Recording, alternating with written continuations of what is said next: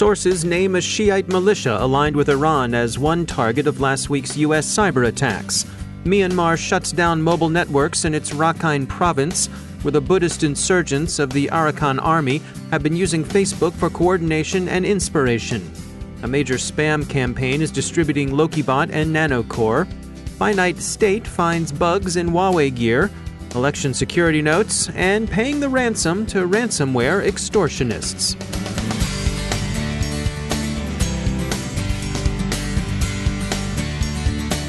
And now a few words from our sponsor, KnowBe4. Everyone knows that multi-factor authentication, or MFA, is more secure than a simple login name and password. But too many people think that MFA is a perfect, unhackable solution. It isn't. Learn from Roger Grimes, KnowBe4's data-driven defense evangelist, in an on-demand webinar where he'll explore 12 ways hackers can and do get around your favorite MFA solution. The webinar includes a hacking demo by KnowBe4's Chief Hacking Officer, Kevin Mitnick, and real-life successful examples of every attack type. It will end by telling you how to better defend your MFA solution so that you get maximum benefit and security. Go to knowbe4.com/MFA to watch the webinar. That's knowbe4.com/MFA. And we thank KnowBe4 for sponsoring our show. Funding for this CyberWire podcast is made possible in part by ExtraHop, providing cyber analytics for the hybrid enterprise. Learn more about how ExtraHop Reveal X enables network threat detection and response at extrahop.com. From the CyberWire studios at Data Tribe, I'm Dave Bittner with your CyberWire summary for Wednesday, June 26, 2019. Last week's U.S. cyber attacks against Iranian targets haven't been officially acknowledged by the U.S., but a number of current and former U.S. officials are talking about them on background. Exactly which Iranian targets the U.S. hit hasn't been discussed with great specificity, reports having characterized the attacks as directed against a Revolutionary Guard associated intelligence group said to be involved in tracking shipping in the region and as interfering with missile launch or command systems. Reports are now identifying at least one of the groups affected. CNN says U.S. cyber strikes interfered with the operations of Kataib Hezbollah, a Shiite militia active in the region that's widely held to be an Iranian military proxy. Kataib Hezbollah is believed to have access to Iranian missiles, which suggests why it may have been singled out for neutralization. Warnings have been circulating to U.S. businesses since CISA's heads up this Saturday that enterprises should expect a continuing uptick in cyber attacks emanating from Iran.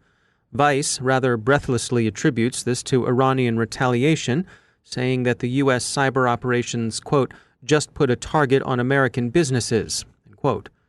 In truth, the target's been there for some time, as recent reports of increased Iranian attention to U.S. infrastructure appeared before last week's cyber attacks in the Gulf region. Most of the warnings urge organizations to arm themselves against phishing attacks with destructive wiper malware as the payload.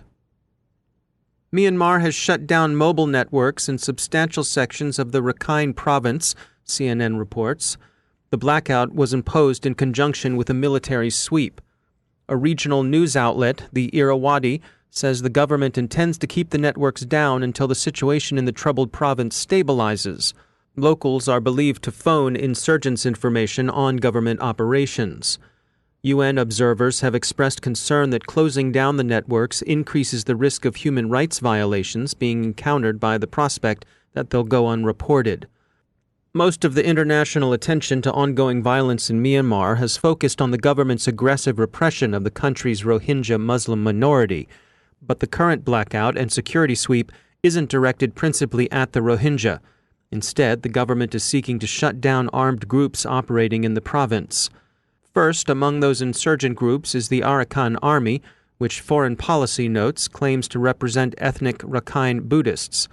The Arakan Army has for some time used Facebook for coordination and inspiration, despite Facebook's attempts to deny violent groups the use of its platform. The widespread adoption of software as a service provides both benefits and challenges to users and security teams.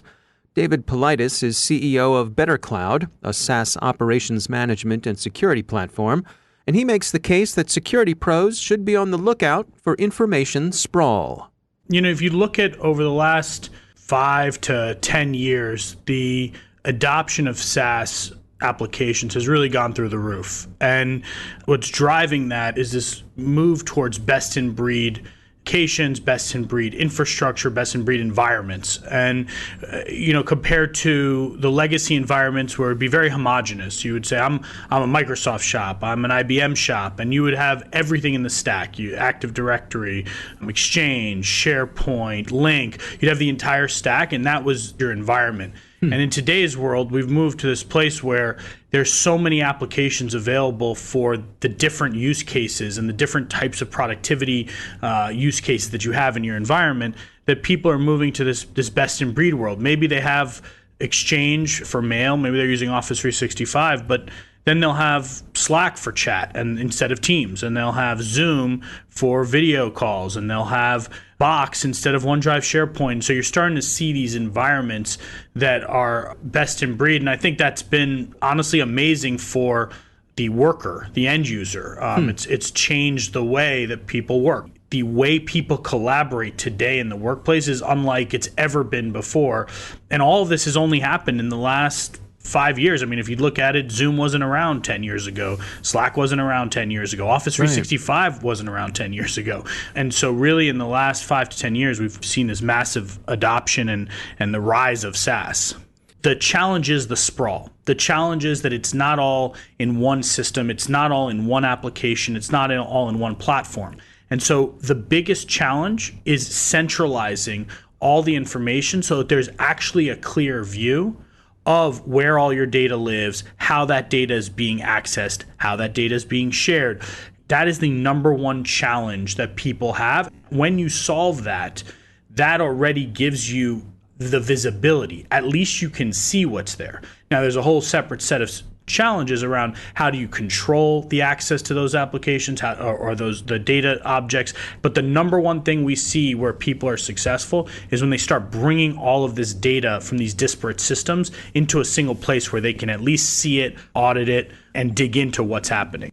I'm imagining, too, that having everything in view like that allows you to handle things like, for example, encryption, where you can make sure that whatever level of encryption you think is appropriate to have dialed in, by having that high-level view of all your stuff, it makes it easier to make sure that that's actually happening. Definitely. And really, actually, where encryption comes in is what we're seeing, and this is new in the last couple of years, is we're seeing that the native SaaS applications themselves are starting to offer different types of encryption choices to their customers, and it's all built in natively inside of these SaaS applications.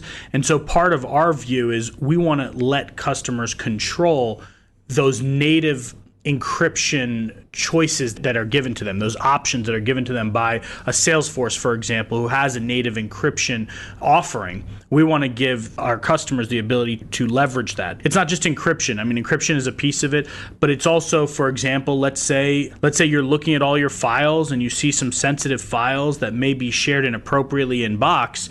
You want to be able to go and use the native security controls in Box to say, I want to lock this file. I want to tag this file with confidential, and I want to send a message to the security team that just occurred with a link to where all that information now is. And so our view is we believe, and I think customers believe this as well, and security, I believe, thinks that you want to use the native controls that are available from the SaaS applications so that you're not changing the behavior of your users. When you start changing the behavior of your users in those SaaS applications, when you force them to change how they interact, it kind of defeats the purpose of using the SaaS applications in the first place. We've seen customers who have come in and said, you know what, companies come in, they say, I'm going to go to platform XYZ. Let's call it G Suite, for example. But I'm going to go there and I'm going to lock down all sharing, all collaboration, anything, where I'm going to lock it all down. Well, in that case, you might as well not move to a cloud-based productivity application. And so I think the key is how do you let users do what they want to do every day, but control to at least kind of have this invisible hand, if you will, that's making sure that they're doing it in the most secure way. It's hard to describe exactly, but that's how I envision. I envision security's job to be that invisible hand, to be there while users are doing what they want to do every day, being productive, sharing their files, but just making sure that they're doing it the right way and in a secure way. That's David Politis from Better Cloud. Researchers at Netscope are tracking a spam campaign that's been distributing Lokibot and Nanocore since April. The fish bait is a notice about an overdue invoice with an ISO file, specifically a disk image, which is unusual in this sort of criminal campaign. Lokibot, whose use in phishing attacks Netscope says is increasing, steals browsing information, checks for web and email servers, locates email and file transfer credentials, and detects popular remote administration tools. Nanocore is a remote access Trojan, a rat. Finite State studied the supply chain and found Huawei gear unusually buggy. It doesn't say the bugs were deliberately introduced by Huawei, the Chinese government, or anyone else, but it does say that they amount to troubling vulnerabilities. The report casts doubt on whether undeniably low-priced Huawei equipment in fact represents best value. U.S. authorities have suggested that it doesn't, and that there are better alternatives from both a security and an economic perspective. As the next U.S. election cycle approaches, the Global Cyber Alliance and the Center for Internet Security offer an election security toolkit for the use of authorities who actually run the voting. A survey by NormShield finds, surprisingly and encouragingly, that declared presidential candidates appear to be taking their campaign's cybersecurity more seriously than has been the case in the recent past. The U.S. federal government is also publicly committing to work with state and local officials to secure the election. Administration officials at a press call organized by the National Security Council yesterday said they were focused on two main problems: potential interference, that is, ensuring that votes can be cast and counted properly, and potential influence, that is, disinformation and other information operations. The administration is expanding free support services to all 50 states and to all presidential campaigns. That support includes, among other things, sharing classified information with affected parties when it's relevant and necessary. A PwC study of leading cybersecurity practitioners, trailblazers as the study calls them, finds again that what sets the successful apart is their ability to align cybersecurity with business objectives and practices. ProPublica reports that Emsisoft, in an investigatory sting, found that the Scotland-based ransomware recovery service Red Mosquito would pay the ransom and then charge the customer 4 times that amount for its services. Here's how the sting went. Emsisoft researcher Fabian Wasser made up some phony ransomware, called it Gotcha, and sent Red Mosquito an email with a request to help under the assumed name of Joe Mess. He also set up contact info for the pretended attackers. Within minutes, he said Red Mosquito contacted the faux hackers and began negotiating over the ransom. Wasser's Mr. Mess identity had said he didn't want to pay the ransom, and he asked Red Mosquito to confirm that they wouldn't do so on his behalf. He received a non-committal, "We are still investigating and will get back to you as soon as possible."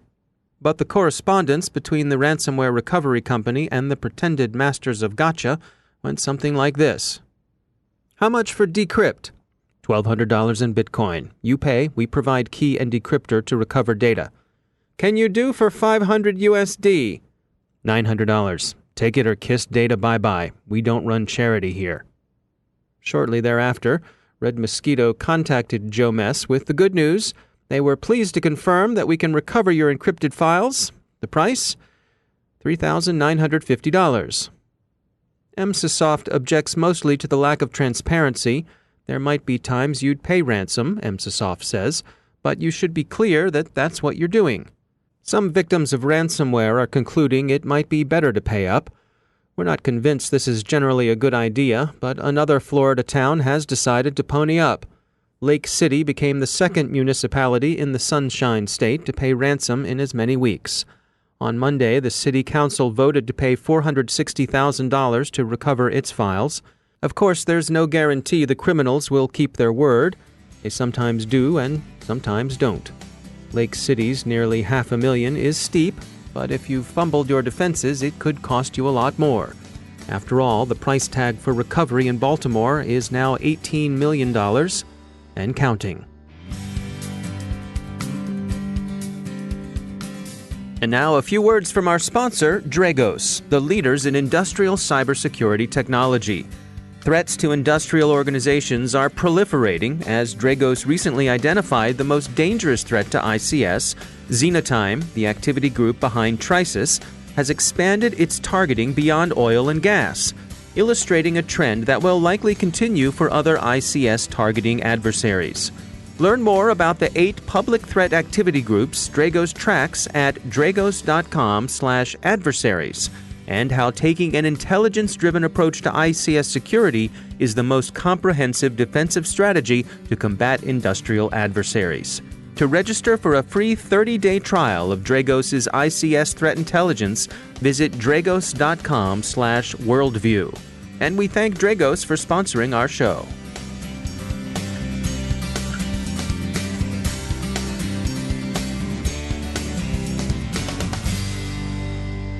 And I'm pleased to be joined once again by David DeFore. He's the Vice President of Engineering and Cybersecurity at WebRoot. David, it's always great to have you back. You recently spent some time over at InfoSec Europe, and you brought back some interesting things to compare, Europe versus the U.S., and what you're seeing when it comes to threats and collaboration. That's exactly right. Great to be back, David. Always love to talk about these topics. And I think maybe some of your listeners don't, we have a very big presence in Europe as well as the United States. And I think those of us in the U.S. always just presume that everyone thinks about the same type of issues or think about things in the same way that we do here in the States. But Europe has some different things that are concerning them, none of which will be a surprise. I just think that the level of concern that maybe isn't here in the States anymore that they have for certain things is pretty interesting. Take us through what some of the things you learned. We're going to sing the same old song of ransomware and phishing. But here in the U.S., I think, I don't want to say ransomware is under control, but people are more familiar with it. We know how it works. We spend a lot of time understanding how to prevent it, how to get rid of it. And we've all had the debate, should you pay, should you not pay? I think that debate and those discussions are just now really coming to the forefront in Europe. And I don't know if, credit card scams were, predominantly US based for a while, and now they're becoming global. I don't know if you take advantage of the US first because that's where the money is, and then you start propagating elsewhere. That could be happening. But there's a lot of discussion, and you see a lot of concern about ransomware. Yeah, it's interesting to me that it seems like there are some basic cultural differences that inform these things. I think the big one is privacy, where we have GDPR, and Europeans seem to have a different approach to privacy than we do here in the U.S. That is a fact. And again, I'm going to jump to GDPR. That is number one in their minds, has been for several years. And to be fair, they had this huge regulation coming down from the EU, whether depending on you think it's good or bad, I'm not going to make that discussion. But they have had to focus so much of their energy on the GDPR effort over the last several years. They haven't been paying as much attention to ransomware, phishing, machine learning. So what are your recommendations for folks who are looking to do business in Europe? Any sensitivities they should have when they're reaching out? Well, for sure, the number one thing is GDPR. It's still top of mind. Everyone really focuses on that. Data protection is key because people are worried about getting sued or things of that nature. But in general, I think it's the same idea of how are you protecting the endpoints? How are you protecting the customers? Focusing on phishing and ransomware right now is something that they really are looking at. It's kind of what we talk about here, but just you get the bundle in GDPR. I mean, it sounds like we've got more in common than we don't, but there are some important nuances to take note of as well. That's exactly right. And, the cycles are a little bit different over there. I think we all end up at the same place. We just might take different trains to get there. All right. Well, David DeFore, thanks for joining us. Great being here, David.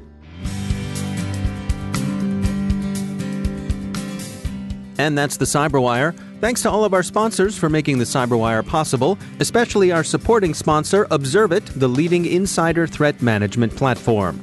Learn more at observit.com. The CyberWire podcast is proudly produced in Maryland out of the startup studios of Data Tribe, where they're co-building the next generation of cybersecurity teams and technology. Our amazing CyberWire team is Stefan Vaziri, Tamika Smith, Kelsey Bond, Tim Nodar, Joe Kerrigan, Carol Terrio, Nick Valecki, Bennett Moe, John Petrick, Jennifer Iben, Peter Kilpie, and I'm Dave Bittner. Thanks for listening. We'll see you tomorrow.